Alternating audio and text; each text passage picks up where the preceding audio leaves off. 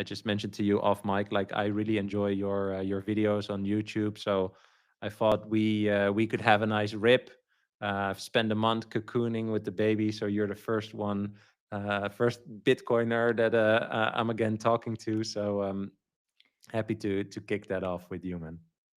Well, congrats, man. First off, congratulations. That's a pretty big deal. Thank you. Yeah. First kid? No, second, but a lot of years in between. So I realized that I forgot a lot of stuff. So back to diapers again. But it's amazing. I love it, and it's with Bitcoin. Bitcoin is for the kids, so we gotta have kids, man. So yeah, no, it's been really fun, and yeah, just really enjoying that, but also getting back onto this. I'm really happy. I love talking to Bitcoiners, so it's nice to get back on the recording schedule again. So, did you take some time off of Bitcoin or were you listening to Bitcoin podcasts while you were changing diapers? Yeah, actually listening to Bitcoin podcast. I This morning I walked for an hour, listened to a Bitcoin podcast, of course. Yeah, it just keeps on going, man. I just love hearing the conversations. I think there's also a lot happening now, with this crypto strategic reserve and all this stuff. So I like to listen to like all the opinions about the shitcoins in there and how everything's moving forward. But I think that's something that we'll touch upon. Yeah, we were just talking before we started recording about that the Bitcoin journey is pretty lonely. At least it was for me. Online, I always interacted with people about Bitcoin, but in real life it was very very lonely, and I think you agreed to that. And then I asked you, like, hey, is your family into Bitcoin?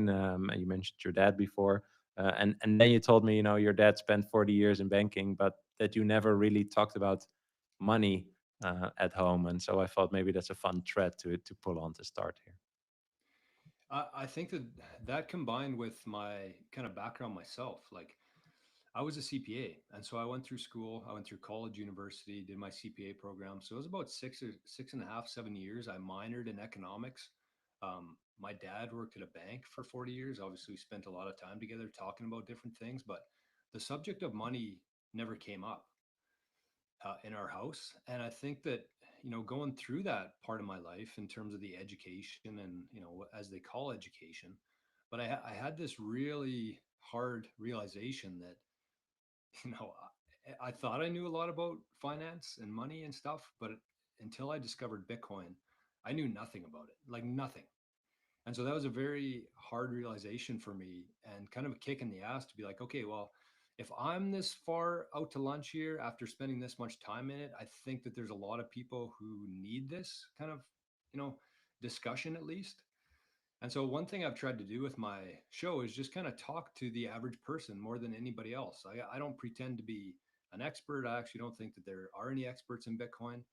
But I think people kind of have to start and understand what the problem is before they can see Bitcoin as a viable solution to it. And so that's what it was for me. I didn't listen to a Bitcoin podcast and get all jazzed up on it. I listened to a podcast kind of by accident talking about history, talking about money, and then Mm. that kind of he led to Bitcoin, but it started with like the problem there and why Bitcoin might be the solution. So yeah, it was a crazy entry for me because coming out of school, I thought I was a big shot. I knew everything about the financial world and accounting and everything, but I knew nothing. So Yeah. It's so interesting, right? Because I mean, so you were educated as an accountant, right? I also talked to many people that have like an economics degree, and many of them have told me like, yeah, I learned about economics, but I didn't really learn what I was calculating in. We were calculating units of money, right? But we never talked about what is money, like what are we calculating in. And I think it's the same for you with the accounting wise, right? Like, okay, what am I accounting, like how yeah, like where does it come from, what is money? And I think it's just fascinating that many people come to that realization one way or the other when they eventually get into Bitcoin. But I fully agree with you, like you have to understand that there's something going on there, that there's some sort of problem, or that you are participating in a system that you don't really understand, and that kind of like sparks some curiosity to, yeah, dive a bit deeper into that. Yeah, and so for the first couple of years in Bitcoin, I was just like everybody. Once you kind of like think you get it, at least I'm at the point now where I still don't really fully get it. I don't know if I ever will. It's like a never-ending rabbit hole. But when you're at that point, you feel the need to want to tell everybody about it. You want to tell your friends, your family. You want to. I remember talking to a group of people, and they looked at me like I had three heads. And at the time, I was like, "Why don't you guys and girls get this? Like, this is it's so obvious to me. What am I missing here? What's the disconnect?" But I think that's what it is. You could have the best presentation ever. You could have well thought out for a year, everything in place perfectly. But if the audience isn't quite there yet, I think it's impossible for anybody to understand, because until you've taken the time and energy to learn about Bitcoin, and not just like what Bitcoin is, but like really get into Bitcoin and like the layer one network and how it all kind of works together with the difficulty adjustment, until you're kind of at that realization, it almost just sounds like it's too good to be true, Yes. or it's a Ponzi scheme, or it's a Yes. scam. Yes. And I think that when you're talking to other people, that's where they are. And so they Hmm. don't have that same kind of background knowledge that you have. And so it's just like a total disconnect with people. And it's something I'm trying to work on, in my own presentation with things, but still, people have to be at the right spot before they can even hear any information that you're saying. Yeah. Yeah, I fully agree. We're experimenting with live streaming this, and I can also see a chat. I think it's coming from YouTube, but people are saying your mic is a bit quiet. So Oh, did, I yeah. did want to ask you, like, hey, maybe move it closer, or Okay. maybe I'll you. try moving it closer. See what Okay, happens. cool. Okay, cool. Let's see. Is that a little bit better? I think that's better. That's already Okay. better for me. Okay. Cool. Sorry Well, about that. chat, let us know. Let us know. Yeah, I fully agree, and it's also interesting. I love what you said that. Oh, can we get more volume from your? Okay, we're trying, guys. We're Sorry, trying. everybody. It's my first podcast ever here. um, I like what you said about it seems too good to be true, and every time I hear that, when people say that, it's also something that has come back, right? Like I've now, I mean, you're going to be episode 130 something. Like I talked to over 100 people for the podcast. Um, Recurring themes are coming back, right? In people's own journey, but also how people view them or how they experience talking to their friends or their family, etc.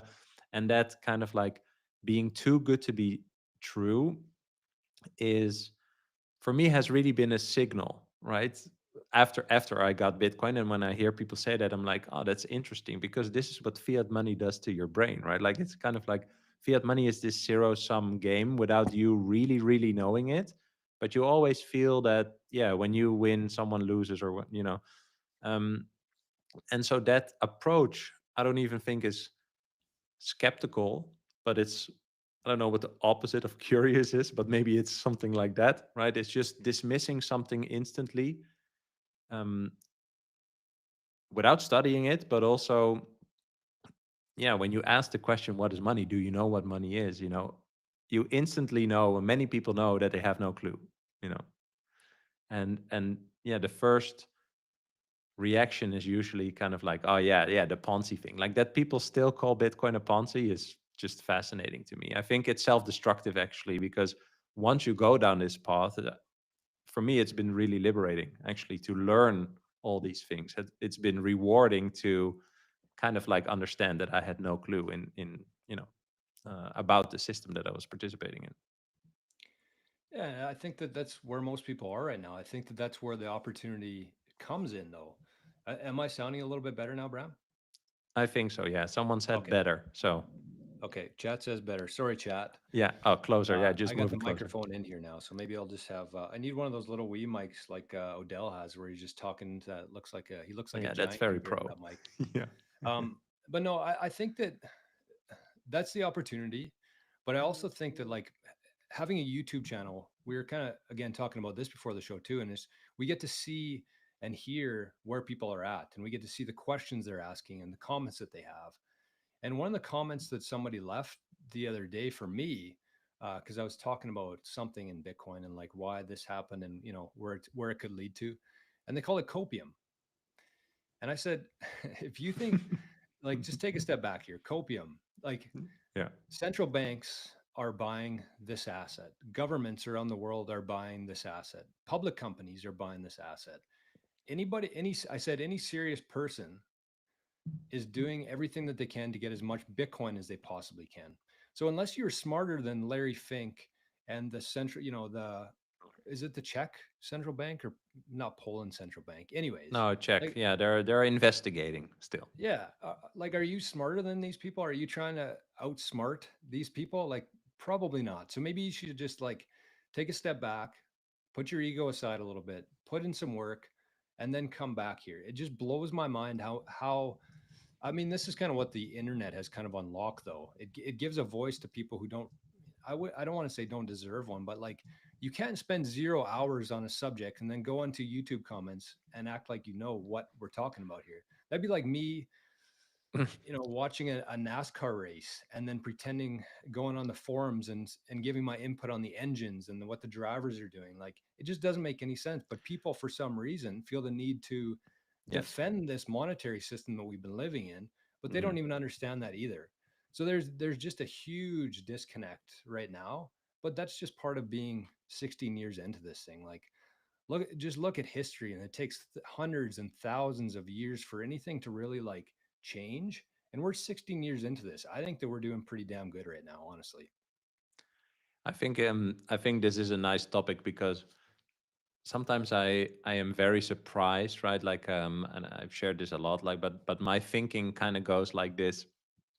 Yeah, similar to what you said, right? Like sometimes I see certain people talk about Bitcoin, like Stanley Druckenmiller or Paul Tudor Jones, or like just other Wall Street legends, Bill Miller, and I'm like, yeah, what do I know, right? Like if someone like Stanley or Paul Tudor Jones says like, yeah, Bitcoin is the fastest horse, okay, I'm just gonna take that. I'm not gonna be like, oh, what is this guy? Maybe this guy is evil or what? Like it just like that, like that stuff. It's more like he's paying attention. And Paul Tudor Jones, by the way, his biggest percentage of his portfolio is in Bitcoin right now. That's a multi-billionaire. Um, Ricardo Salinas, a Mexican billionaire, same. He's like Yeah. 80% Bitcoin, right? So these are people that understand this better than us, have more track record than us, and they are talking about it like this. And then of course there's the Warren Buffetts of the world that call it red poison squared. Um, and yeah, you also have to take that into account, right? Like why is he saying that? But I think it's a certain way of thinking or being, yeah, curious is the word I've found to be like central to this, but just being like curious and um yeah, just pulling on little threads and seeing where you end up. Of course, what I love about what you do on YouTube is you're really drilling down, you're like unpacking a lot of stuff, right? And it won't touch everyone, just as like what I talk about on the podcast, it won't touch everyone, but I think it's just about creating these different touch points that for some people something's gonna click, right? Or gonna trigger, and they're gonna be like, huh, oh, I never thought about it like this. How does that actually work? And they go to ChatGPT or Google or whatever. And then, they continue on this path. But we cannot really orange pill other people. It's just yeah, it's kind of like this growth mindset or being open-minded, something like that. Yeah, there's a saying in Bitcoin that everybody gets Bitcoin at the price they deserve. And I think that that's a little bit, I don't know. I don't love it. There's certain terms in Bitcoin that I don't love, like orange pilling. I don't love. It seems forced. What's another one? Normie. I don't feel like we should be disrespecting other people because we were normies at one time. But the everybody gets Bitcoin at the price they deserve is incredibly accurate. But I still feel like there's a large segment of the population on Earth who just can't access Bitcoin yet. So it's not really fair to them. I think a better way to say it would be like Bitcoin is an ego test, and I think that that's Hmm. absolutely what it is. Yeah. Because there's no reason for some of these very intelligent, very wealthy people to not understand Bitcoin. That's just their ego getting in the way, and it's going to prevent a lot of future financial gains, but also like reputational gains. Like we're still at the point where this thing's undecided to most minds. But I think as we look back, there's going to be a lot of people who really look like dipshits on the internet because they're bad mouthing Bitcoin after spending 0 hours learning about it. Yeah. Yeah, it's I still think we are very, very early, even after 16 years, you know, the what we just said, like, and I think about that a lot. Like, how is it possible that I figured this out? How is it possible that I figured this out before all these central bankers, before all the people whose actual job it is to understand a new money emerging in the world, right? Like that's probably core of a job of many people in finance to just pay attention, right? And as you said, it's this ego test. It's about, you know, what's the spoon that's feeding you? Like, where does that come from? And so I agree. There are many intelligent people. You know, a Taleb or well, even who did we mention now? Buffett, etc. Right? They are just like, oh yeah, no, it's a Ponzi, or the pizza lady. You know, like you can make infinite pizza pizza parts, or what did you say? You know, it's okay, but for me, that shows how early we are. We are so incredibly early, and um, I've asked this question to other people, but like, how many people do you think really understand Bitcoin? And I'm at like 100K, maybe in the world, you know. And if you think about that with regards to adoption of a new technology, a money technology, then yeah, for example, I don't think we're going to hit a million this year just because it's so early, or maybe Bitcoin is actually that big that when we hit a million, we're still early. If that makes sense. Um, I think when we hit a million, that's kind of when the fun starts.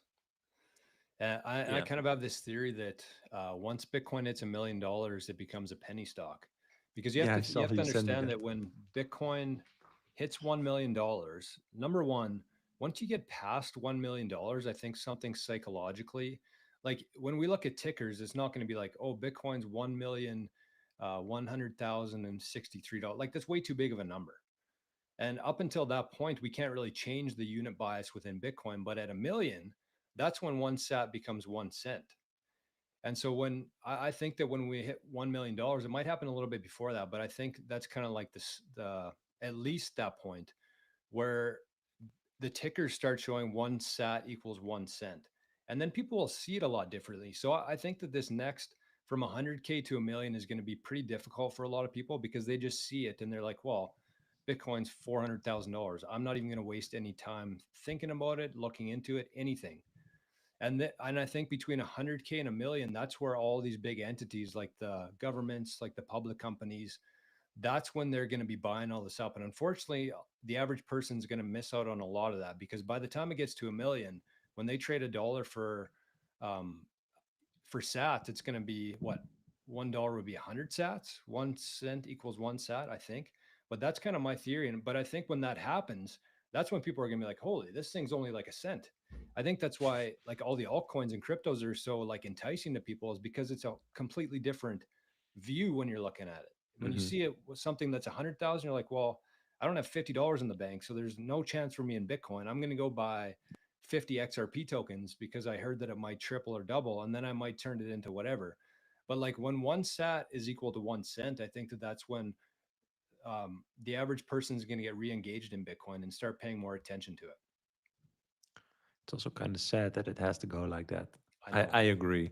I think it's just very daunting if you're not really like familiar yet with Bitcoin, and you see this price of, well, today we went down again to like 85-ish K, right? But still, it's mind-boggling, basically, right? Like, this thing is $85,000 per coin, you know. Um, by the way, I love the using the term exchange rate rather than the price, right? So if you think about it, like, okay, a few years ago, one Bitcoin unit was $3,000 units. Now, one Bitcoin unit is $85,000 units. And if you look at it as an exchange rate, you then ask the question, which one do you think is growing in strength? You know, um, and that has helped me actually to get some people around that um, change in mindset, going from like in, investment to more like, hey, it's a new money, and I can actually move from this money system that I have no clue about to this money system that I can actually, verify for myself. I think that's also one of the very big selling points for Bitcoin, is that, as much as you would like to know about Bitcoin, you can actually learn about it, except who Satoshi is maybe, but the rest is just to be found on the internet, right? Like, this is an asymmetrical bet or an asymmetrical opportunity based on public information. It's important. Like, wording is important. Hmm. I mean, words themselves, I don't want to get too far down any sort of rabbit holes here, but like if you think about Try it. spelling, like Yeah. spelling is casting a spell with words. That's what Yes. spelling is. Like Could that's you move how. the mic? Sorry. Could you move the Oh, mic a little sorry. bit? Still, I don't know why this is giving me such issues here. I never have issues with this freaking microphone. Let me try something here. Let me try oh, it automatically. How does that sound? Is this that is better? better. Yeah. Oh yeah, I usually do manual gain. Did it do automatic? Well, it had me automatic here and it had it on near. So I don't know. Either I'm gonna have to This put is this like way here better. or put it, I don't know. For Is it me, it's better? better. Chat, is it better? I don't know. There's some people And watching, chat's so probably just hating me right now. I'm sorry, chat. I'm doing my no, no, best no. here. They're okay. They're okay. It's just that you were that you were low. But yeah, Okay. we're yes, spelling. Yeah, just Yeah, like so television is spelling it is essentially television, like, right? yeah, it's casting words with, or casting a spell with your words. So absolutely, like the wording and the terminology we use within Bitcoin is incredibly important when we're trying to grow this thing and push this thing forward. So yeah, I think that's a perfect example of like helping people understand it. It's kind of what I try to do every day on my show, is like make things more relatable to what we know, because this Hmm. Bitcoin thing exists kind of in a world that we don't know, and we're heading into that world. Nobody knows what the hell's going on. So what we need to do is kind of connect the dots for things that we kind of understand now. And I think Yeah, a perfect example of that is like 100 years ago when we moved from the horse and buggy to the automobile. Like, I don't know if this is true. This is what I've seen. I can't verify this, but they actually used to put horses' heads on vehicles because that's how humans would associate with things like moving around dude, in transportation. there were people walking in front of the car. Oh, there you go. That's Yeah, what I mean. Like people yeah, need yeah. something like from the old world to, Hmm. apply to what's happening here. So I think that it's absolutely vital. Did you say something about the television too? Is that Yeah, I part of it? said television is television. Yeah, Yeah, crazy, eh? yeah. Oh, could you just imagine how different the world would be if we were actually like taught the truth and like able to access things that are out there instead of just being lied to and hidden everything from? Like, could you imagine how different our lives would be right now?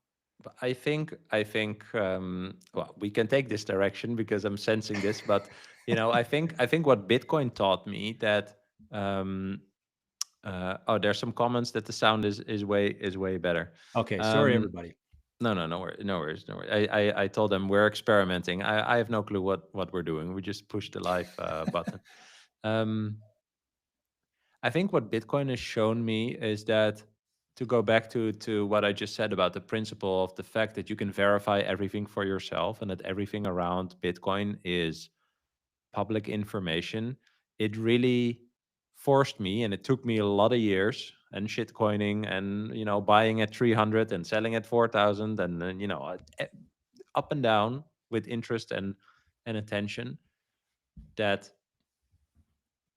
this Bitcoin thing is such a paradigm shift in terms of this transparency and verifiability, and it's perfectly engineered money. And once you get there and you realize that everything you've been told about money was wrong, meant to make you a subject rather than an actor in this financial system, and or you realize that no one ever told you about money, just like you mentioned, in your CPA education, or your father working at a bank for 40 years, you never talked about money at home. Why is that? Because money is And of course, I see that now, but before I didn't. Um, Yeah. yeah, Uh, just technology to exchange value, right? It's yes. basically the most important thing, most probably the most important technology to exist for people, um, to exchange value over a certain distance that's bigger than, where than where bartering is still valuable in, a little community. Because doing that, like expanding and trading with people and building and communicating over longer distances, is actually what created civilizations eventually. So if I'm being lied to about the most important technology or tool that people can use to communicate with each other, yeah, what else is not true, And lately, I've been really thinking like you need some sort of red pill before you can be orange pilled, because and that's also, I think, why that ties back to the ego test, by the way. Yeah, you have to be comfortable with that uncomfortable realization to go further along this path of studying, let's say. Yeah, and I think that that's why, I give baby boomers I cut them a lot of slack. I know they take a lot of shit for kind of, the mess we've been left with here. But I think that baby boomers themselves have, when they were growing up and, up until they were probably 50, 55 years old, they had 55 years of like getting information from three sources: the TV, the radio, and the newspaper. That's it. So it's not like they just chose to watch CBC or CNBC or whatever. That's literally all that there was until the internet came out and decentralized information. They didn't have access to any of that. So even my dad, it's not that he was hiding information from me. He didn't know himself, which is insane. A guy worked at a bank for 40 years and he didn't even understand the product that they were selling there. It's all part of the scheme. And that's the scheme that's led us to this point. And if it wasn't such a big scheme, I don't think Bitcoin would be such a big idea.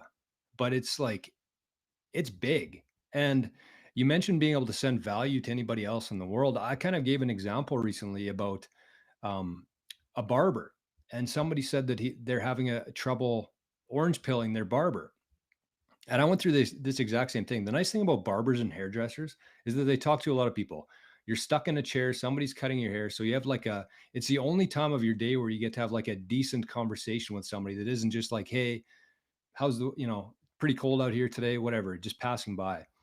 So what I explained to her was that, you know, hairdressers, waitresses, waiters, anybody in service, they love cash.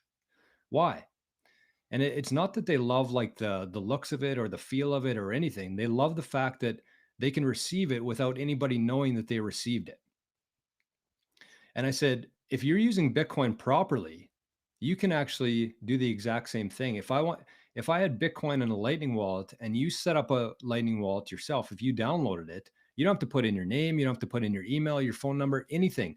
I can send you Bitcoin right now. Nobody knows that transaction happened, which is a pretty big idea. So I said, like, I mean, look at the white paper. It says peer-to-peer electronic cash. Cash. That's a big part of it. Hmm. And so when you think about that, it's like, okay, well, everybody loves cash, but what if we had something that's like much better than cash that nobody could print and you could send to anybody in the world? You don't have to be in the same vicinity of them or in the Yeah, same room. You can send it to anybody in the world for a product or a service. Like that's a huge thing. yeah. I think it's nice to like zoom in on this, because I think a lot of people are very rigid with the peer-to-peer electronic cash, definition. Um, Saylor uses digital capital, which I think is a better term because that ties into what you said, right? Um, Cash is, I like that, money can be a currency and can be capital, right? Um, but the store of value aspect is very important, I think, because it can be a currency, right? We can be able to exchange that, you know anonymously. I don't have to know you, I can just send it to your wallet, etc. Like, we can be able to exchange it as a currency.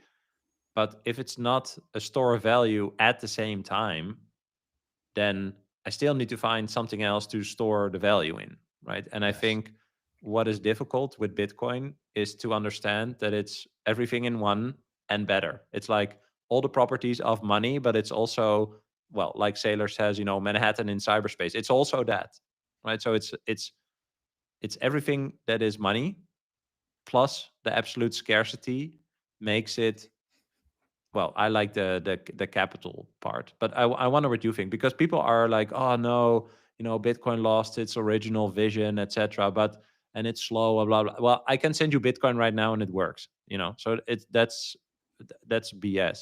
I think the fact that it's actually a superior store of value to any store of value in the world, it is actually a great addition. It's a great additional discovery or something. I don't even know how to explain that or like to define that, but I think it actually adds to that. And then people say like, well, you know, am I ever going to buy a cup of coffee with it? I honestly think it doesn't really matter, because eventually you cannot force that adoption. You cannot force the currency adoption.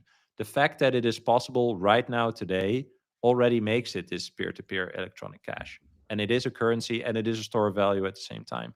I personally think that the store of value characteristic is, the problem that solves is way more prevalent right now, as in people cannot save. So the saving uh, use case of fiat money is dead. So if that is a problem that we can help people understand and show them that they can save in an absolute finite asset, basically absolutely verifiable finite asset, I have to add, then that could be, their path towards Bitcoin eventually, and help them secure their future. And if they eventually, save in Bitcoin and they want to buy a house, they want to buy my house, and I want to receive Bitcoin, then they can use it as the peer-to-peer electronic cash that it is. I think, I mean, you probably saw me here reacting to all that, but I just get so giddy when we talk about this stuff because it's just so obvious. When you have an Yeah, idea but like it's, this, like yeah, sorry it to is a interrupt, very but it's fiat mind to start like doubting it and being so rigid and blah. Yes, it is too, it sounds too good to be true, but it's all these things. Sorry. no, you're absolutely right, and it's like it's a very big idea, and that's the whole point of this thing. That's why people who talk about Bitcoin, people who learn about Bitcoin, the more time you spend in Bitcoin, the more excited you get and the more people you want to tell about it because it just makes so much sense. And I love to think about Bitcoin as a perfect battery, because essentially what people do every day is they add value to the world. Maybe they're working for somebody else, maybe they have their own business, but whatever you're doing, you're adding value to the world, and you get something in return for that, a currency of something, dollars, Bitcoin, anything. But Bitcoin to me is the best battery, which is essentially a way to look at a store of value. You know, people their minds sometimes shut off when they don't necessarily understand what you're talking about there. But when you say battery, like when you think about an Amazon battery, you can buy 500 of them for $50. They serve its purpose. You put some energy into it, and eventually they die though pretty quickly. They're very poor batteries. But when you think about Bitcoin, it's like the best battery that you could ever manufacture, because all the energy that you put into that thing, it's going to stay there for 100 years, for 500 years, for 1,000 years, unless you actually use some of it. Like if you want to spend some of it to buy a house or to buy a coffee or whatever, like obviously it's going to, drain a little bit there. But if you put it into this, if you put your time and energy into Bitcoin and you don't do anything with it, it has no leaks. That's what makes it such a great store of value. It doesn't have any leaks. You don't have to pay property tax on it. You don't have to pay an annual fee to store it. You don't have to pay anything. You put it there, you protect it, and you open that thing up in 50 years from now, you're going to have the exact same amount. It has zero leaks to it, which makes the best store of value. That's exactly what you want. You compare that to gold. You want to store a bunch of gold, you got to pay storage costs every year, which eventually eats into your gains there. You want to buy real estate or an Airbnb or whatever, you pay property tax, you pay insurance, you pay the maintenance, a new roof. All of those things eat into your capital there. Bitcoin has no leaks. It's the perfect battery, perfect store of value. Yeah. Yeah, two thoughts there. What I like is the visualization that has worked for me. I don't know why, but it's worked for me. I see it as like a 3D cube. There's also I once shared this picture also. It's somewhere in my Twitter where maybe you saw that there's like this green little triangle, which is Bitcoin. And then you have like an upside down triangle, like an orange triangle, which is like Yeah. fiat money or something, you know, and all the value stored in fiat money or, all these other assets eventually will go into Bitcoin. Why? Because it's verifiably superior. And so that is what takes a lot of time, probably generations. I hope we see it in our life. But once people really understand, that's also why I think we shouldn't stop talking about Bitcoin in that sense. Once people understand that it's verifiably superior, and not because I say so or you say so, but because people can individually verify that, they're going to choose that over, yeah, buying another Airbnb or some gold or whatever. Um, so that's one. So it's going there. People are going to go there. So if you look at it as like this 3D cube, the cube has one size, and it's not going to be bigger, it's not going to be smaller, it's just like a fixed cube in, well, cyberspace basically. And because, and in that cube, like, all the bitcoins fly around basically, like all the economic energy stored in Bitcoin can fly around, but it never goes outside of this cube basically.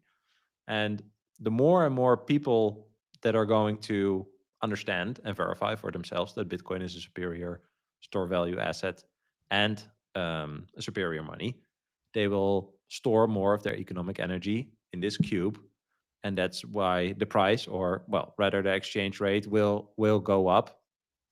But yeah, that's kind of how I see it. It's like this cube, and around this cube, there's all this stuff that can. It's like a blob around it, right? That can basically go anywhere.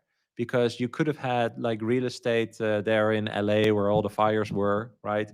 That would have been part of the blob, and then it burned down, and then it's gone, right? Or uh, whatever it is that you store economic energy in. And I love that about Bitcoin, because eventually it's just text.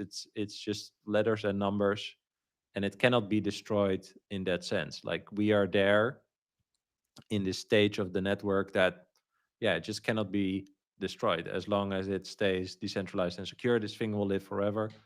And the letters and numbers can basically be stored anywhere, in any form or shape, or encoded, whatever. So that, yeah, that's just a fascinating thought for me. It's crazy that it's like physical and not at the same time also. How do you think about that?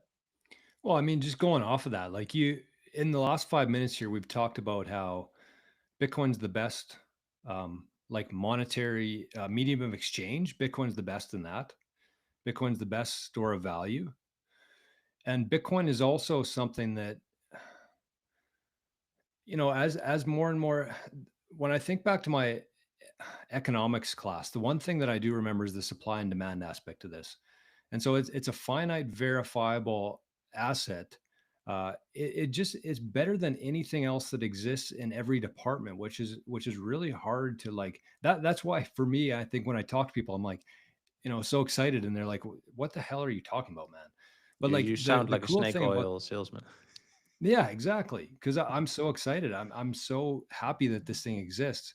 But when you think about like the supply and demand aspect of it, like thinking back to economics, like I don't think we fully appreciate yet how few Bitcoin actually exist right now.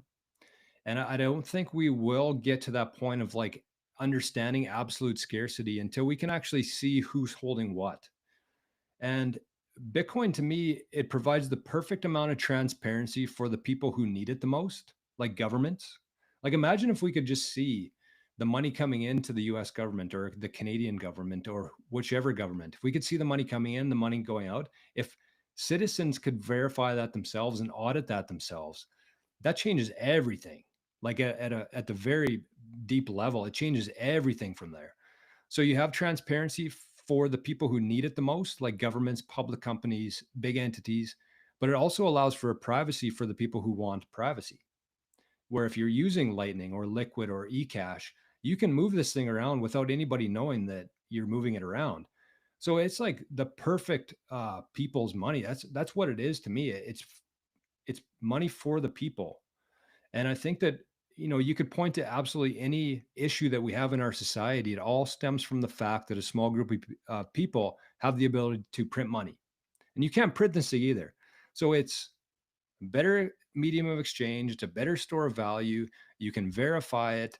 The list just goes on and on and on. And I'm quite convinced that if you actually just took the average person and you showed them even dollars, like just started like the very basic level, but all the characteristics of a fiat dollar and then all the characteristics of Bitcoin, but you didn't put dollars and you didn't put Bitcoin on there. I would say that like 99 to 100% of people would choose the one with Bitcoin's characteristics. It just makes Hmm. so much sense. Well, Yeah. because Bitcoin carries around this real negative connotation from the media, from the governments, from the central banks, the people who are threatened by it, people don't even give it a second look anymore. They just like, oh, Bitcoin, Ponzi. Yeah. So it's Did you just a matter watch of that? time till people figure it out. And I think that that's the opportunity that we have now is that we have, and it's probably going to be 5, 10 years before most people figure it out. And during that time, I think we just need to accumulate and really just appreciate how valuable each single scarce sat really is. Yeah, I agree. Did you watch that video? What's the problem by Joe Bryan? I watched I listened actually. He did an interview with somebody else, and I actually didn't watch it yet, but he did a very good job of explaining like the story that he told and how it all Hmm. like the two different options for people. Is that kind of what you're getting at Yeah, there? yeah, yeah. Yeah. Yeah, it's funny because he doesn't mention Bitcoin until the end, actually, and so he talks about the different characteristics of hard and soft money, and it's packaged in the story. So for anyone listening, Google or search on YouTube, what's the problem? I think there's also something about Bitcoin in the title. I think you should actually remove that. You shouldn't mention Bitcoin in the title.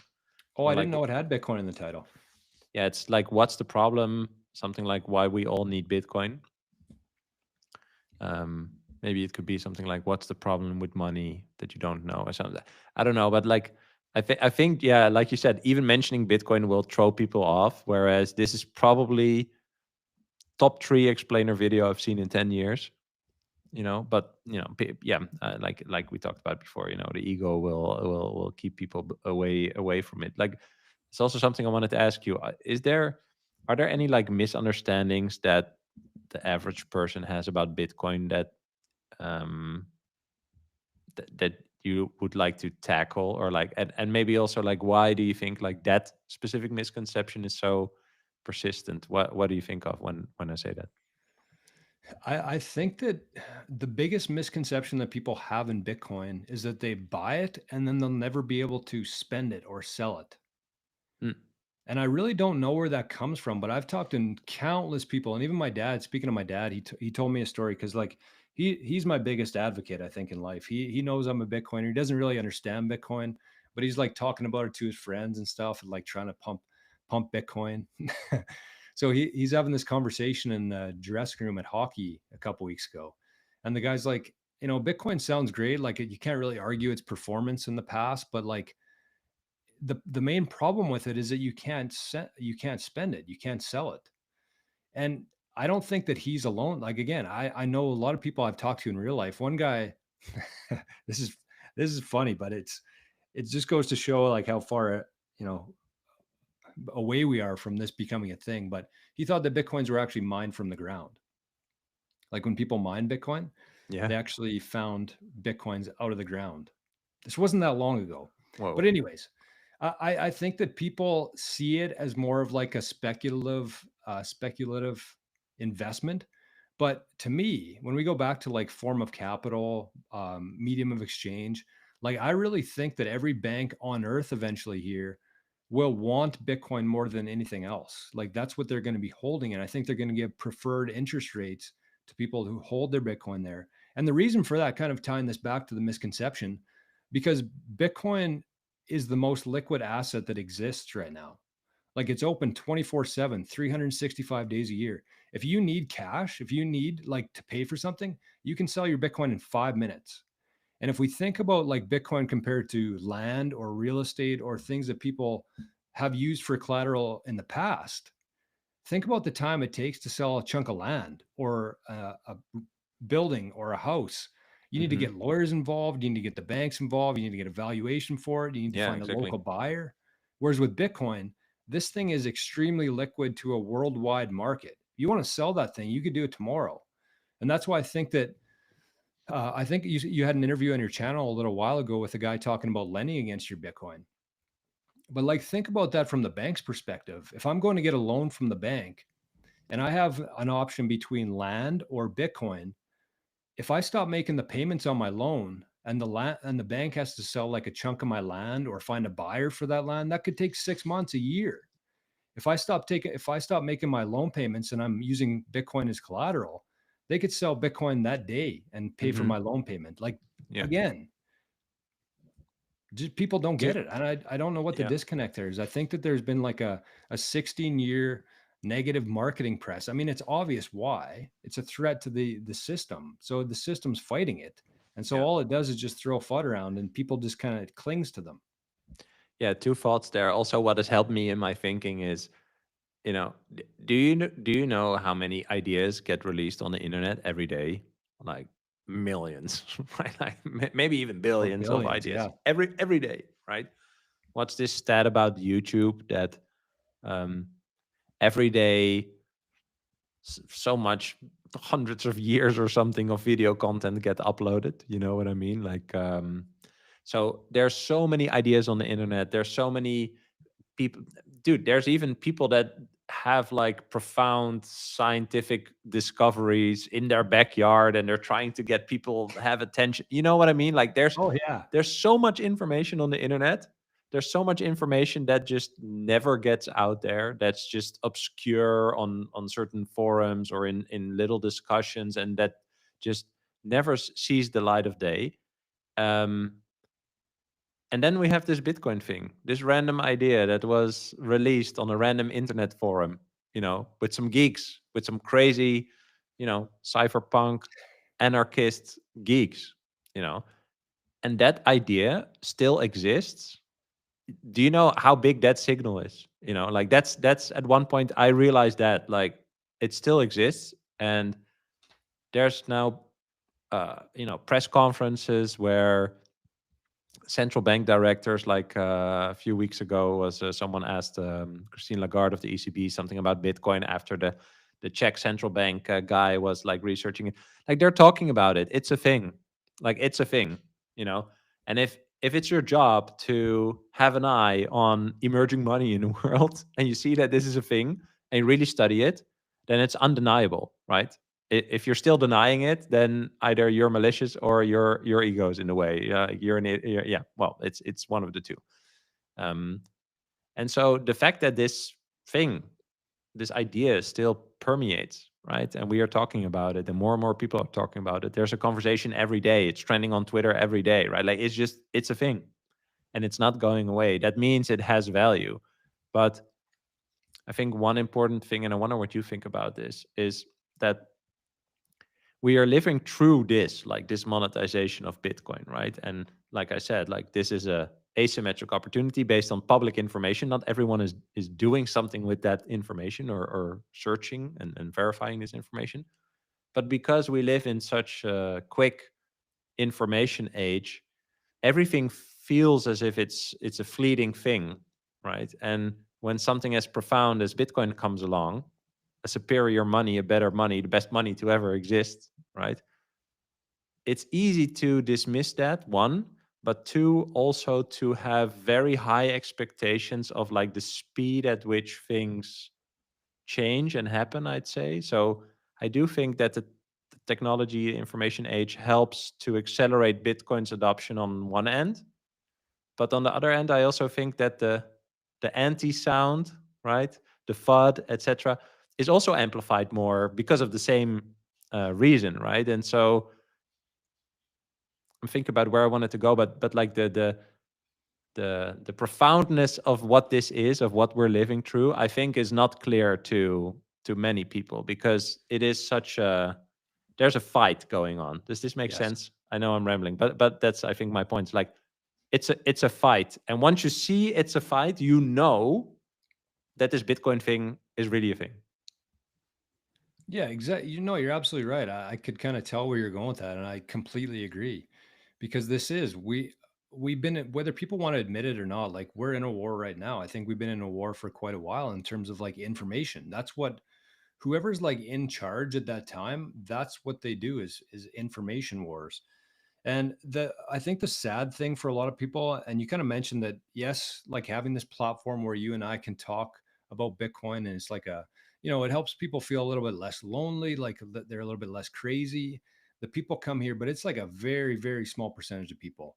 And I think that the people who haven't spent any sort of time actually themselves reading a book or listening to a Bitcoiner who gets it, they just kind of take in all this secondhand information. They don't really understand it, but that's the only thing that they have in terms of like things to go off of.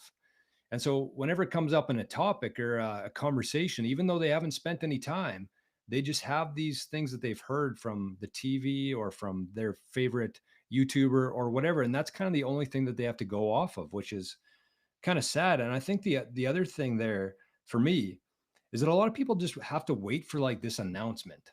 Like having a Hmm. daily show and seeing people in the chat every day in the chat asking questions and talking about the current events, and people are asking like, what about this SBR, when is this going to happen, when is this going to happen, when is China going to announce that they're buying Bitcoin? It's like people have to understand that by the time news reaches people like me and you and whoever's listening to this, it was done 6 months ago. Yeah. And so people can't wait for like the official announcement of anything, because one if you're always waiting for that, you're always going to be Yeah. behind everything. Hmm. You have to be able to think critically, connect dots, take in information, verify what's right and what probably isn't right, and then just kind of form your own conclusions and go with that. Because everybody who's waiting for these official announcements, they're going to be going through the same door at the same time, and we know what happens when people try to squeeze through the same door.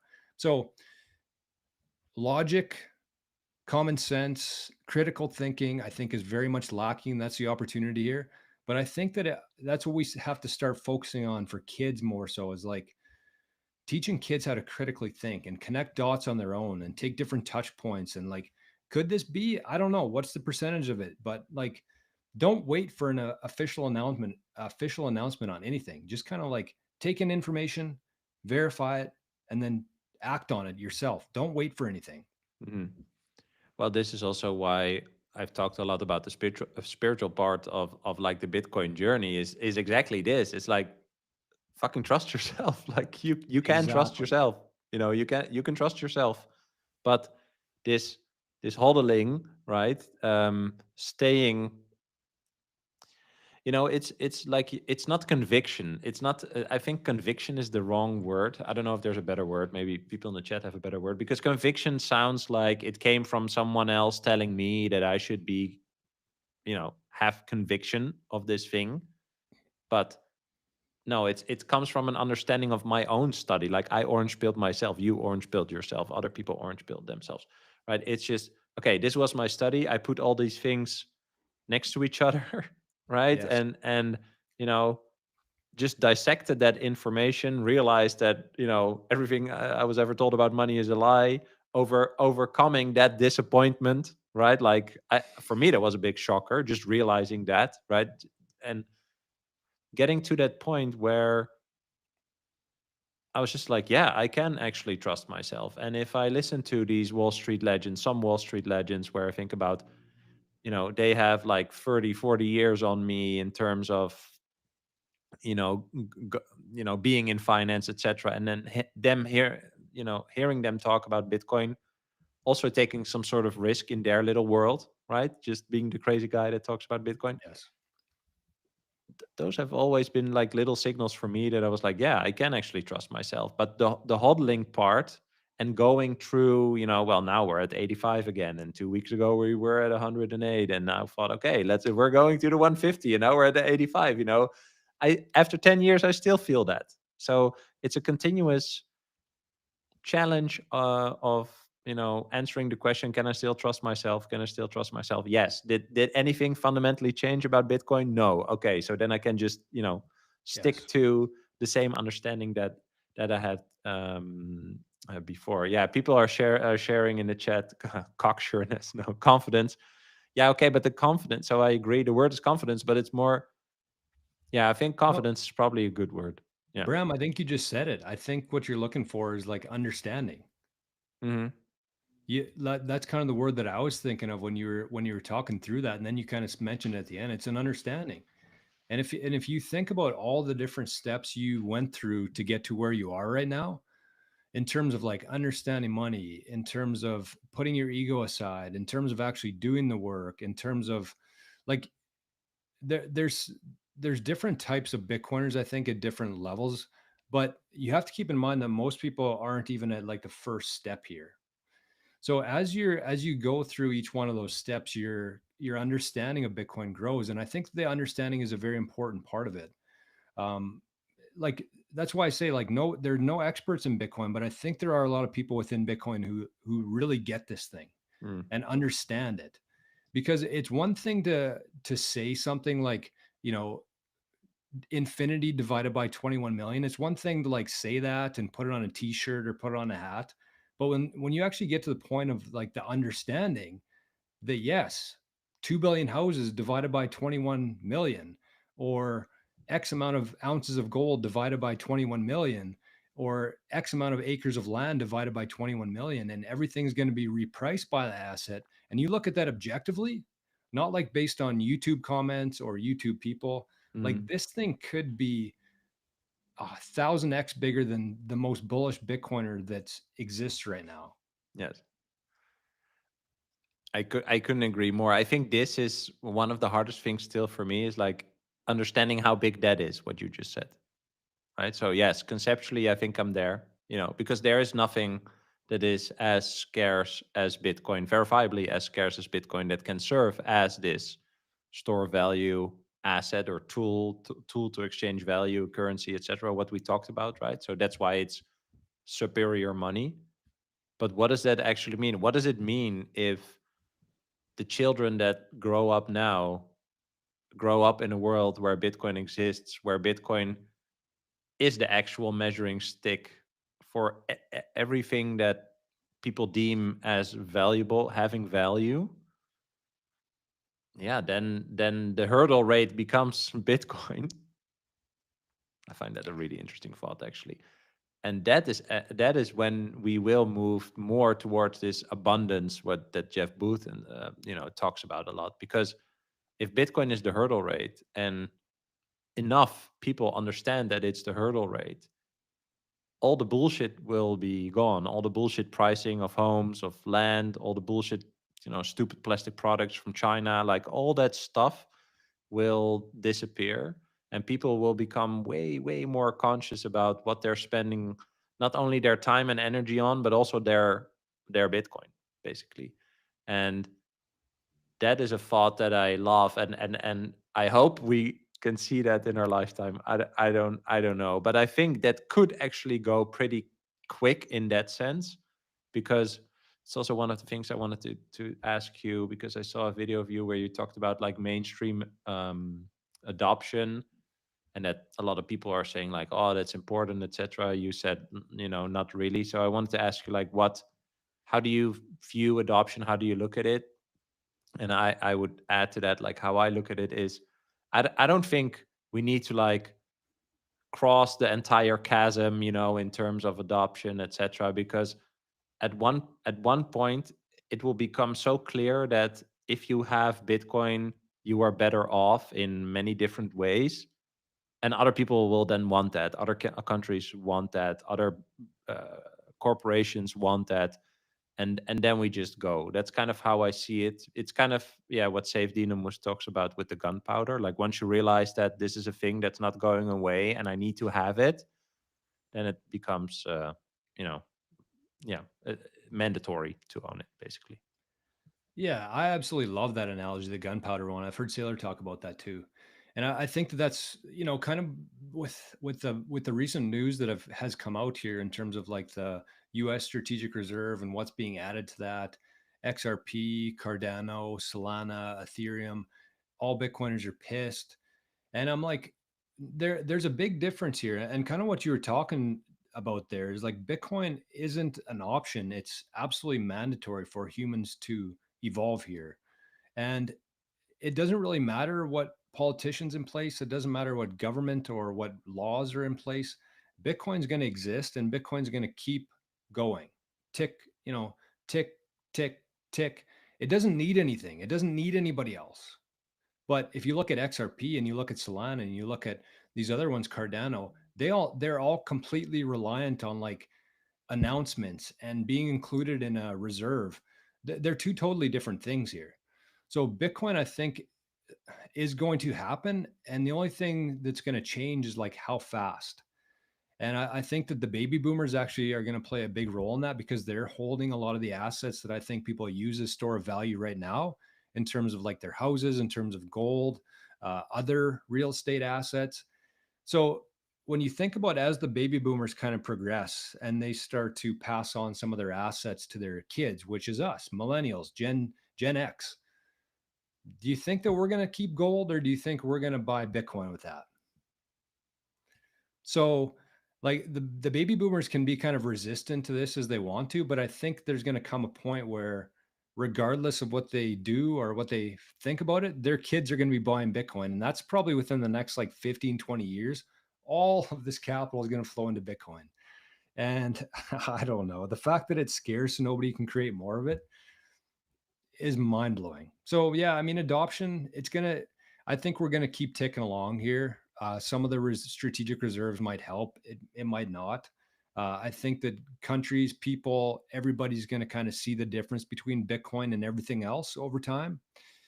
Plus, you factor in then that the AI and everybody who's going to be replacing humans here in the next couple of years, they're going to be only accepting Bitcoin. So that's going to be like a forced adoption. If you want to leverage your business, if you want to participate in this new economy, you're not going to have a choice. And I think anybody who's holding Bitcoin and Sats right now, like, you're not just storing your time and energy, you're buying incredible amounts of leverage for the future with whatever you want to do with that. But you're going to have the ability to do things with the Sats today, this unthinkable amounts. And it's all leverage. I think that that's how I look at buying Bitcoin today, is you're buying leverage for the future. You're going to be able to hire this AI agent who's going to be able to hire 20 other AI agents and kind of like give you the afternoon off. And you're going to be able to hire the best people, because the best people are going to want the best money. And you're going to be able to buy the best equipment because your purchasing power has gone up 10, 20x in the last couple of years, while everybody else is just kind of stuck behind there, you know, with their feet in the sand. What do you think about this thought that, if you save in fiat money, you're actually diluting yourself towards the future, right? If you take, I think many people talk about you should get to one Bitcoin, right? But one Bitcoin, I think is already out of reach for many people, unfortunately.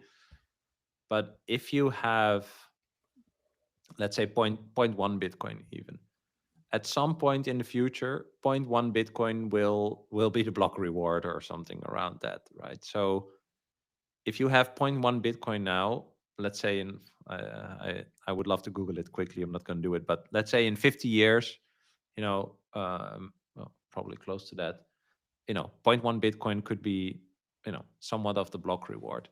The amount of capital needed, the amount of energy needed to get that point one mined is going to be the base valuation of that point one that you can get now for, let's say, 10K now.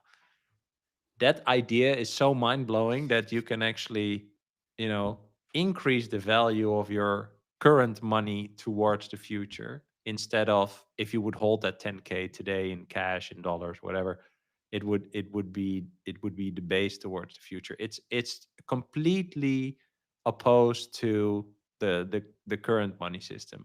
And that idea, the fact that you can actually send value towards the future, right? There's people that have these experiments with time locked addresses and stuff like that. That idea is fascinating, because if you have kids right now and you buy 0.1 Bitcoin for your kid and you send it 18 years in the future and you lock it and they can only open it in 18 years, or you give them the seed words in 18 years, maybe that's even their retirement. Like that idea is so mind-blowing, because the fiat money system is mathematically assured to debase, right? Like, there's no other. It either blows up and something else comes along, right? Or you're debased until infinity, basically. And if you go back to that idea of this cube in cyberspace that, has the same size always, 21 million, right? Or, trending towards the 21 million. It just makes so much sense that all that value is going to be transported into that thing, and that's only going to, in that value is increasing towards the future. Like, just while you were talking, I had to think about that. It's just that is so mind blowing for me. And then you can do that right now, so you don't have to wait for that permission that you talked about, right? Because that permission comes from other people that haven't studied this thing, what? So what are you waiting for? Like, you don't need other people to tell you this. All the information is out there. Yeah, and I don't think that people even need to like get crazy and put a time lock on it. Like one thing that I've actually done in my own life is, I the way I got into Bitcoin, the reason I started my channel is kind of like with this very long-term lens with the 88 Sats project. And maybe we can touch on that in just a sec. But like what I'm getting at here is like the majority of people look at this thing as like a get rich quick, buy it this month, sell it next month kind of thing. And what I've been trying to do along the way is like tell people, no, this isn't like that at all. It's actually completely different than anything we've ever known before. And so I put like one of the open dimes from Cold Card or CoinKite. I put like not even 0.1 of a Bitcoin. I put like 100,000 sats on there and I closed the box and I put do not open until I forget when it is, like 2040 maybe or 2045. So it's this little open dime that nobody can corrupt it. It's going to be accessible in 20 years from now. So you don't need to like go through all the technical aspects of this. You can get an open dime. You can put a million sats, 10 million sats onto this thing and just lock it up in your own house. And then if you need to, the nice thing about that too is like if you ever needed it, you can just crack that box open and pay for whatever you need. But like the idea there, we used to do this when we were kids in elementary. You put like things from this time, you put it into a time capsule, you close it, and then you put a date in the future where you're supposed to open that. So I think that a really cool experiment for anybody who listens to this would be like get an open dime or get some sort of device, put like a million sats on it and say do not open until 2045 and just like I Yeah, would that's love fire. to see all the different reactions of video of people filming themselves opening that in 20 years from now. But like today, it's almost nothing. It's like I shouldn't say nothing. It's like $1,000 American, but like still very attainable, I think, for anybody. Hmm. So 88 sets. What are you building? So 88 Sats project, it's a golf and Bitcoin project. That's kind of what launched my channel. I just made it because I wanted to share some ideas on it. And the whole idea there was to get people thinking differently about Bitcoin in my own life. So my little brother and I have this golf company called King Golf, KNG Golf. We make like custom leather head covers and a few other things. But anyways, we had a decent following on Instagram. And I had this idea where if I could find 88 people to buy some Bitcoin. We put it into like a multi-sig fund and we sit on that Bitcoin for 10 years. We're going to be able to buy our own golf course. So this was like a crazy concept. And I kind of started talking about it. We had a podcast with the golf stuff. And I was like, I think we could do this. Like, I think we can find 88 people to contribute. So we did. And within a month or two, we sold all 88 shares of it. Everybody got the Bitcoin. I didn't just take cash and buy Bitcoin for people. I actually made people go through the process of buying it, sending it to us. And so it was pretty cool because like 90% of the people had never owned Bitcoin or heard about Bitcoin at all, but all of a sudden they kind of had some skin in the game. And so the idea there is that we have, I don't want to say the amount of Bitcoin that we have, but like we bought this in January 2023, January 3rd, 2023. So the price was like 20 grand. And so just after a couple of years, like people are pumped. They're like, this thing's 5x. Like we have a realistic chance of actually owning our own golf course in like 5 years. Nice. So I just think that people, anybody hearing this, so you might be like, yeah, that's kind of cool. But I think people should actually apply that in their own life to whatever interest that they have. Like if they take that same kind of model, whether it's like a new gym or a skate park or a dojo or whatever, like apply that concept of gathering these funds together, having a long enough time horizon, and just, making sure that people are patient enough to see it through. Well, I think that is the best use case that we can probably pitch to people right now, right? Like it's a superior savings technology. I think we mentioned that before, but like I think that's the most prevalent use case that we could focus on. And yes, you can still use it as cash, etc. I mean, we talked about that, but just that idea of not being able to save right now in fiat money, so everyone is forced to be an investor, where you know i- if you're a carpenter and you're out all day building stuff, and you come home and you want to hang out in with your family, do you want to be on the Robinhood or in Discord or some fucking crypto Exactly. chat platform, whatever, to be an investor, or invest the money that you made that day? No one wants to do that. I think, well, if you like it, you could, but just the fact that people cannot save is, I think, very clear to a lot of people. Or the fact that they have to take more risk when they come back from their job or their venture, which is also taking risk, right? Just doing what you do. um, I think it's just a very clear use case that we probably should talk about more. But I think this is an example. Like, if you want to save, why do you save? You save money to spend it in the future on something that you find important, but or Exactly. to invest in yourself to do something bigger, or to create time and space to, I don't know, quit your job and start building a company or whatever. But um, anything of value takes some time to build or to save for, right? And if you cannot do that anymore, then yeah, what are you striving for? Is that like then the rat race, right? Is that what people are stuck in? You're just trying to make ends meet, and then your future is next week or next month, or like what you think about, right? There's no long term thinking anymore. And I think that's what Bitcoin brings back, right? Like your example is great, just getting people together, that have certain interest and want to achieve something, and you can actually use a money technology that helps you get there.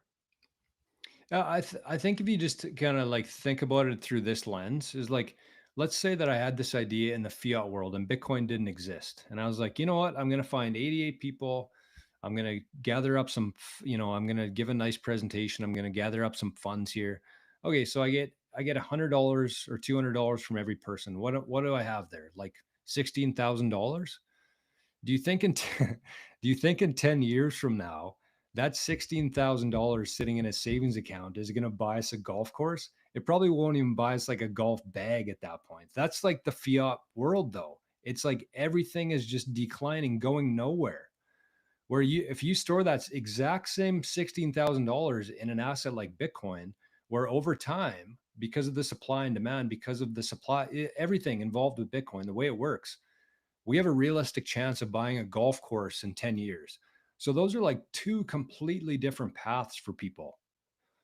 Like 16 grand in a savings account, it might grow like $500 because of interest, but like, what are you going to be able to buy with that? Nothing. Mm. It's all about purchasing power.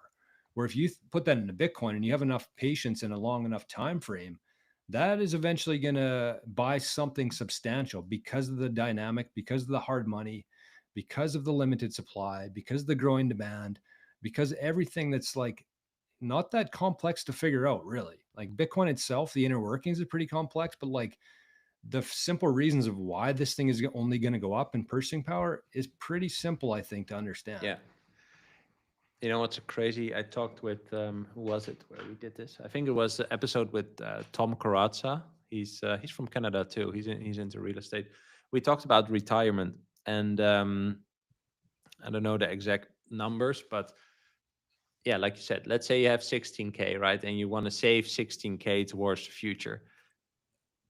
Just having 16,000 units of a dollar, Canadian dollar, US dollar, euro, whatever, it does it, well, you can save it for 10 or 20 years, but you will be able to buy less with it, right? I mean, I think everyone understands that by now, because it gets debased. But we were talking about retirement, right? And so let's say you think about your retirement and you think like, oh well, um, you know, in 30 years I'm going to retire, and then I'm still going to live for 20 years, of course, and then every year I want to go on this holiday that is like super luxurious holiday, like a 10K holiday, like crazy crazy luxury, right?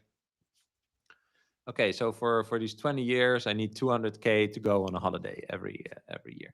So I want to save this to 200,000. But I think what a lot of people don't actually think about is the inflation or the debasement. So these 200,000 units, I think we calculated with like 7% a year over 30 years. Yeah, yeah, like you lose something like 66% or 70% of your purchasing power, something like that. I don't know. I'm butchering the numbers. Doesn't really matter. But the point is more that you will need 3 times as much units, money units, dollar units, to get to have that experience that you would like to have. And when we talked about that, I was like, damn, he's right. He's right. And, with money, and I wonder how you experience that. A lot of it is like on paper, it's like nominal, but it's not real. So same as with you know returns, GDP, growth, inflation, whatever. It's all nominal, and no one ever really talks about. But what's the real world effect of that? What's the tangible effect of that? Or maybe also the psychological effect of that, because we talked about that. Let's say you do everything right and you have an X amount of dollar units when you retire, you're still not going to be able to afford what you were dreaming about affording when you are actually retiring.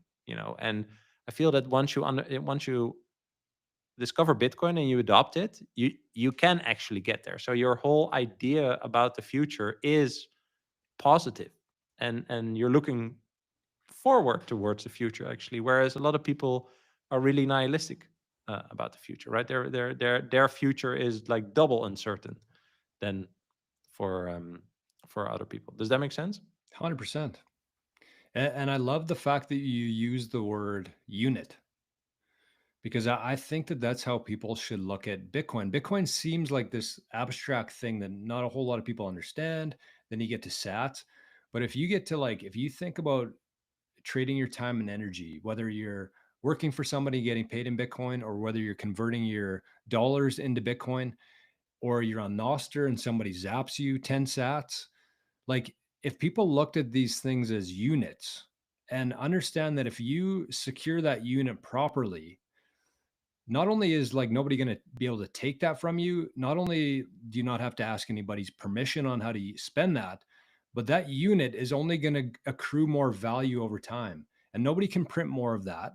And everybody should just be focused on obtaining as many of these very scarce units as possible, because nobody can take that from you if you do it properly. And I mean, this is kind of what I wanted to mention before with you.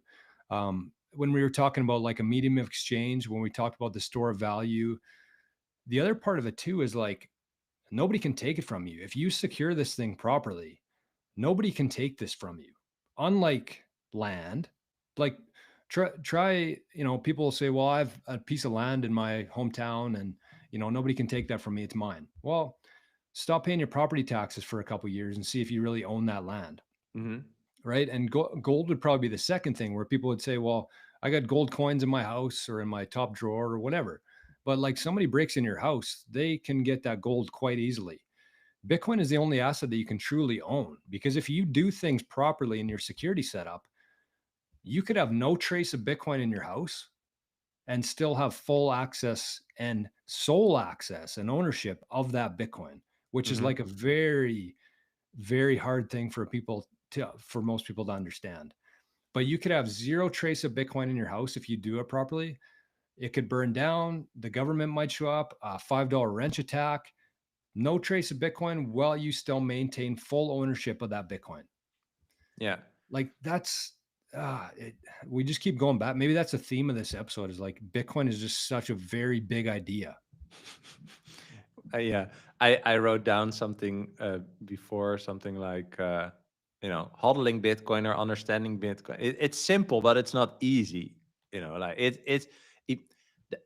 I like that. Let's tie it back to the beginning, right, where you said it sounds too good to be true. Yes, yes. Bitcoin sounds way too good to be true, because it actually solves um, it solves all the problems that you are somewhat aware of, or when you explain it in a rational way, you're like, yeah, you're right. Just to add to your last example, actually, I use this example a lot. Is okay. Let's say you have land somewhere and that is worth 1 million, right? And that land is in America, and you go to Europe and you have to show that you're good for this land. What are you taking? The title deed? Are you going to take a piece of paper with some text and some random you know, autograph signature from a random notary in a random place in America, and you're going to be in France and be like, yeah, this Johnson sir has a signature on this title deed and it's my, it makes no sense, you know. Or let's say the Russians really come. I used this example with someone who was really into stocks, and I said, okay, let's say the Russians come and we flee. What are you gonna be like when we're at some place and you want to buy like food and water? You're gonna be like, yeah, I'm good for it. Look at this is my stockbroker app, and I have like these stocks, and like together it's like this and this value. Like that is stupid. Like I and now I think that's stupid. Maybe that's too harsh, but like it's abstract. You're abstracting the ownership of your wealth away to other people, other institutions, etc. Whereas with Bitcoin, as you just said, you can fully hold it in your custody. What I like, by the way, in English you have this word property, um, and in Dutch, I try to find the difference in words, but also in English to talk about it. But like property is something you really own. It's like on you, and like a title deed is like it's like a document for ownership. Does that make sense? Like there's a Yeah. difference between having being the owner of something or having it as property. Does that make maybe you Yeah. can correct me? But like once I understood that, I was like, yeah, Bitcoin is actually the only proper property, because everything else has an abstract way to show that you are the owner of XYZ. Does that make sense? Yes, that's what I'm saying. Like Bitcoin is the only asset that you can truly own. Mm-hmm. It's Yes. the only asset that you can truly own. And if you think about like your example there of showing your stocks to, to verify that you have this information, that's one thing to be like, first of all, nobody's really going to care about that. But the second thing is that, there you might have an Apple share there or a MicroStrategy share there, Yeah, it's not and even you have a yours. claim to it, but there's probably like 4 or 5 other people who also Yes. have a claim to Yes. that same share. Yes. Yes. I know, but this is so accepted, you know. Oh So yeah, yeah, yes, it's you know, normal. it's It's so just accepted. people. But yeah, you're Yeah. right. So what I wanted to illustrate is, okay, I'm going to show this app. This app has a centralized database on a Amazon server from this company, right? And I have a user account and I just logged in, and you can see I have 1 million in blah blah blah stock. So I can now buy this home from you in this new country because I fled my country. You know, I'm trying to paint a picture here. But that is stupid. And yes, you are right. Even if someone would say, "Oh, interesting, which stocks do you own?" You don't actually own them. So it's abstraction on abstraction on abstraction. And even if I would want to pay with my stocks for this home that I'm buying, I couldn't even do it. You know, it's like totally impossible. Or then I go to someone and get a loan for that home, and then I buy. Like it's just, you know, it's too abstract. And once you realize that you are living on a layer of a layer of a layer of abstraction on a layer on, you know, some database somewhere with code from the 1970s in your bank, and you then look at Bitcoin, then you think Bitcoin is too good to be true, because that it solves all these obvious flaws. And I think that I love what you're talking about here in terms of like this abstract. I call it an illusion. That's because that's kind of Mm, what it is. Like it's just a big illusion, like from head to toe. But what another example that I like to share with people, as being like a former accountant in my past life, one of the things that I would do is like look at people's like a small business. I would look at their financial statements, And so their balance sheet, the first line, the most liquid asset on all these different businesses' balance sheet was cash. And I think that we've kind of like our opinion on cash has morphed into be like one thing. But I think if you think about like a company holding cash on their balance sheet, there's a difference between cash that you hold in your hand and there's difference between cash in a bank, because cash that you have in your hand, you can store that however you want to. You Hmm. can spend that without anybody's permission. It has all these unique characteristics that the other form of cash doesn't have in the bank. If you have cash in the bank, that's essentially an IOU. The bank owes you money. You might not be able to access that. With cash in your hand, it is yours. You own it. And I think that that's the closest thing that we have right now to ownership. And that's why I use the gold as an example there. But like when we think about cash and gold kind of in the same way, it's the same thing. Even with cash, somebody breaks in your house, you have it under your mattress, gone. You want to flee your country, hop on an airplane, try taking $30,000 worth of that cash on an airplane. Mm. So it like has all these properties of like the best, store of value, medium of exchange, but it's just way better. Yeah. I And mean, so it yeah. just makes so much sense for me why people have a hard time understanding it, because it's like it basically takes everything we've ever learned and flips it on its head. That's what Bitcoin does. Yeah. I'm thinking about how to wrap up best. We've been talking for 90 minutes almost. I always want to try to have that as kind of like the max length on YouTube, because I don't know if people are gonna watch 2 hours. But I wanted to. We touched upon, the hodling is simple, but it's not easy. And I remember this video where you shared something about, the long-term conviction, or just the kind of like the mental and physical preparedness or the psychological resilience, now I remember, that you need to have when, um, well, you done the work, you understand this, you adopted it, you're trying to be, have it secure in your own possession, etc. Yeah, what are your thoughts about this psychological resilience? Like, how do you look at it? What's your time frame? Well, I think that we're kind of in this very unique point in history right now in terms of like I think people should, as long there's a quote that says like as long as uneducated people are still willing to trade their Bitcoin for illusionary money that people can print, you should absolutely take that bet. And so that's kind of the opportunity that we have, is like most people don't understand what's happening yet. So we have the ability to accumulate is a lot of this stuff right now. And it might not appear to be a lot right now, but when we look back in 20 or 30 years from now, it's going to be a very substantial amount. And so during this time, while people are still figuring out how valuable this thing is, these are the days when we need to be focused on like securing that Bitcoin, because it's very easy to buy Bitcoin. Very easy. You just send somebody some money, they say that you have Bitcoin, done. The hard part is protecting it and making sure that your family can access that in 50 or 100 years from now. And I think that a lot of people out there are really sleeping on that. They're watching the price, they're buying, which is good. They're obsessed with getting as much as they can of it, but they're missing the part where not only do you have to secure it today, but you have to secure it for 50, 100 years and make sure that your family can access that. I just think that for the majority of Bitcoiners right now, they're going to they say there's 4 or 5 million lost coins right now. I think it's probably like closer to 6, 7, and it's going to keep growing because everybody's procrastinating on this stuff in terms of like securing it properly, in terms of setting up a proper inheritance plan. It's boring stuff to talk about and to think about, but it's like absolutely necessary if you want this thing to be what it is for your family, right? For the generations to come. So I think that people have to be mentally ready for it in terms of like understanding it, that you need to do this, physically actually securing it, and then just being ready for like what's coming here. Because we've American Hoddle was on your show a couple weeks ago, and I don't know if it was on your show or somebody else's, where he said like this thing realistically could get to $1 million this year or next year.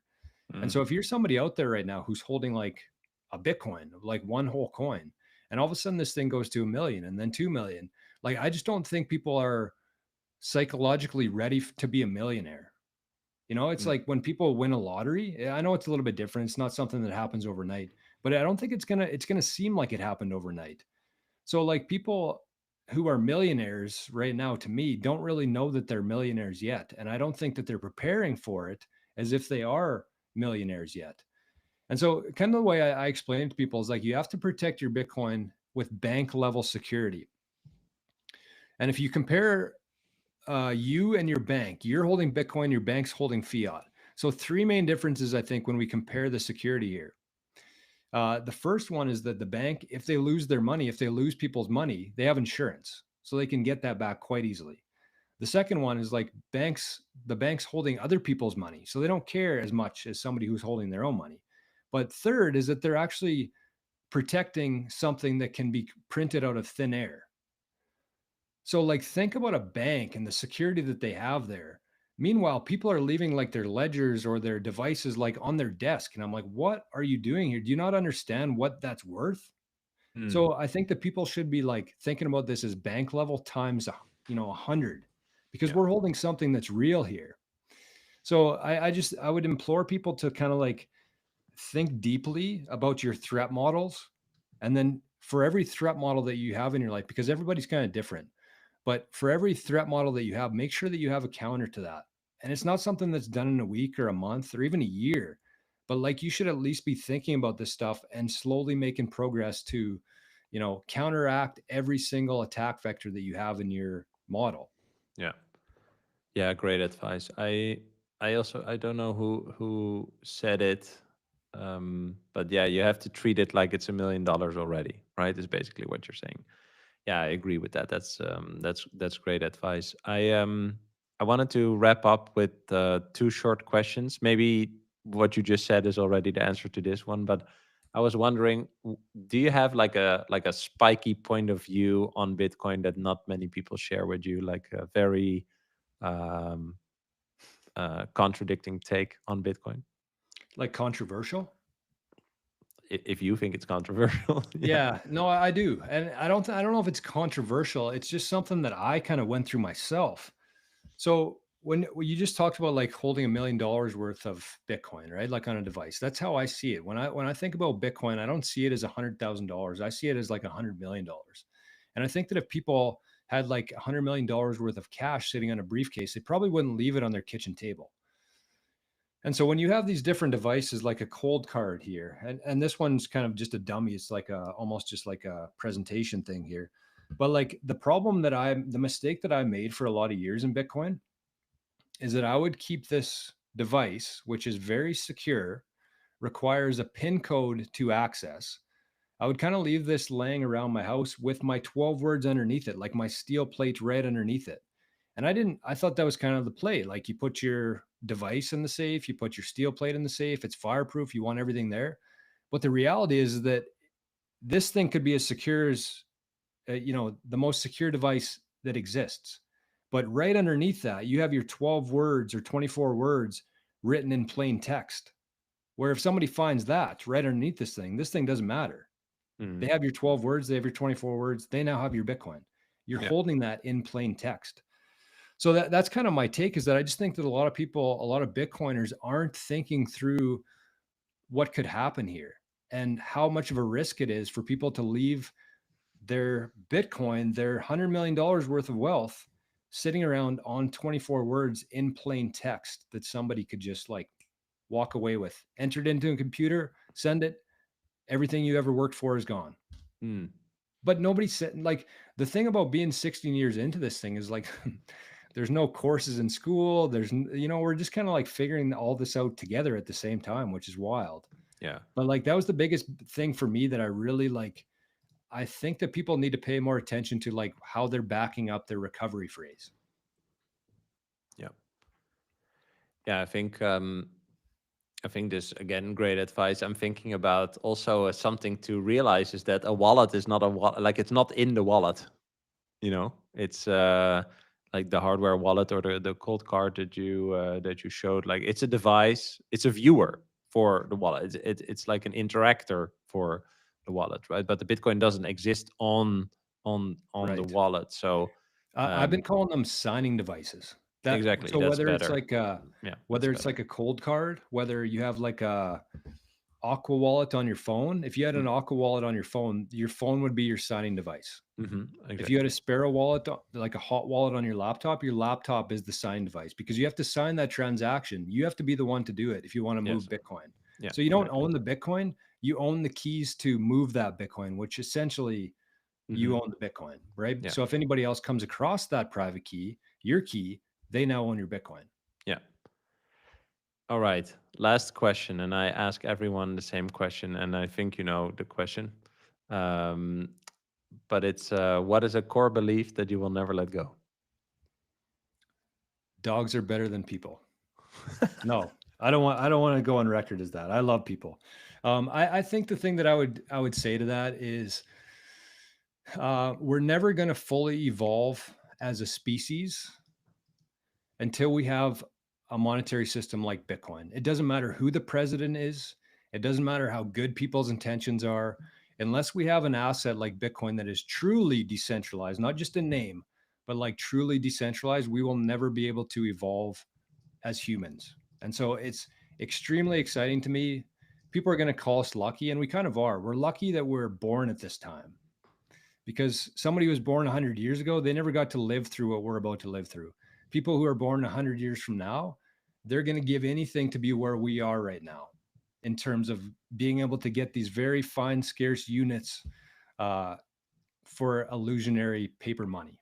So I'm very excited. Obviously, you can tell. I just love talking about this stuff. And I'm very appreciative of our chat today, Bram, and everything that you're doing in the space. You're doing some really good things. So I appreciate you.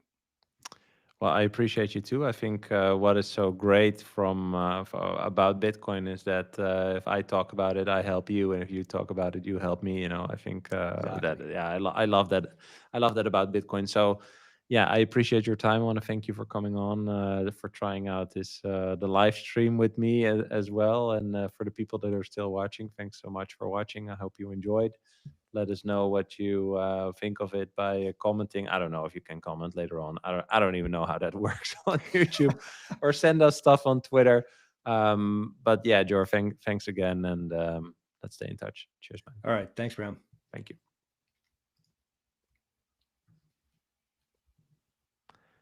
That was long, but it went quicker than I thought.